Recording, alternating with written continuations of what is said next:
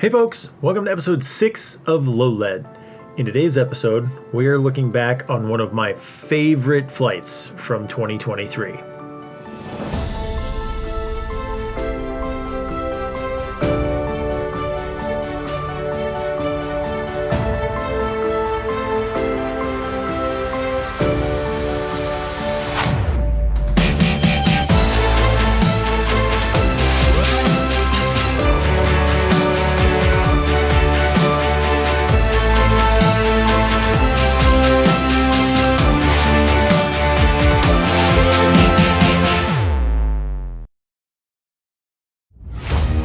Low Lead.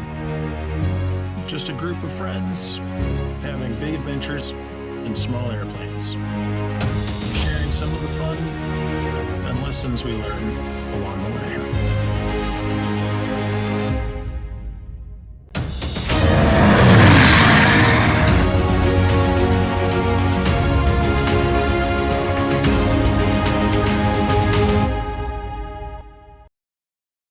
Hey folks, welcome to episode 6 of Low Lead.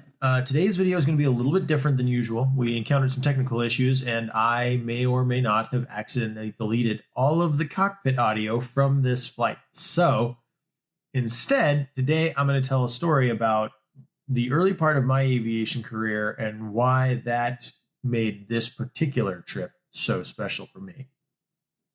So, story time.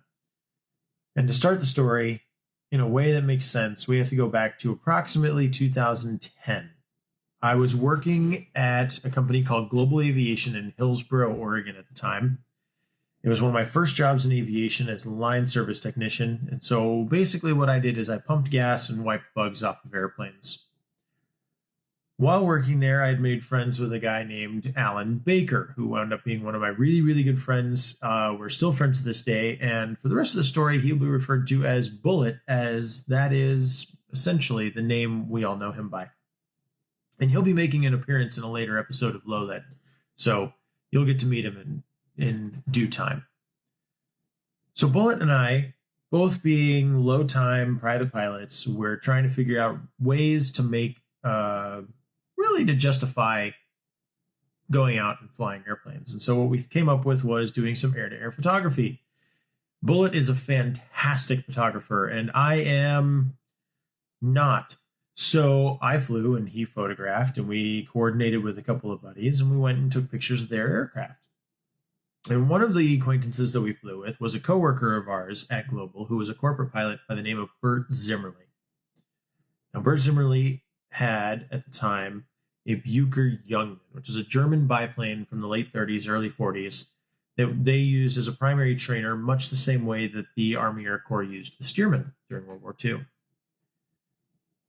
So we went out and we did this photo shoot with Bert and got some fun pictures. And a week or two, maybe a month later, I got the opportunity to go for a flight with Bert in the same aircraft. And he gave me my first real vintage aircraft lesson and kind of helped foster that love of vintage aircraft and biplanes, which at the time, being 20-something and having no real money and no idea how I would ever become a commercial pilot, seemed kind of fantastic and far-reaching, but was still a really fantastic experience. And so time went by and I wound up losing touch with Bert, and when I was putting cameras or getting ready to put cameras on the new standard to film what is now episode 3 of Low Lead, I called up the museum's chief pilot to see if that was something that he was okay with and get permission to put cameras on the airplane. And while we were on the phone, I found out that the museum was planning on taking their 1929 Ford Trimotor and flying it out to PDX for Alaska Airlines aviation event that they host every year as a kind of a community outreach and a way of encouraging future pilots. So we showed up at the museum, we put cameras on the Trimotor, cameras on the Cub, and then we chased it down the Columbia River Gorge. But while we were there setting up all these cameras, who should be hanging out under the wing of the Trimotor but Bert Zimmerly once again. And while talking to him, I learned that one of his very first jobs when he became a commercial pilot back in the 1950s was flying as first officer in the right seat of a Ford Trimotor. And so this flight became something more than just taking pictures and flying next to a Ford Trimotor, but it was, for me, was reliving a bit of my past while Bert got to relive a little bit of his.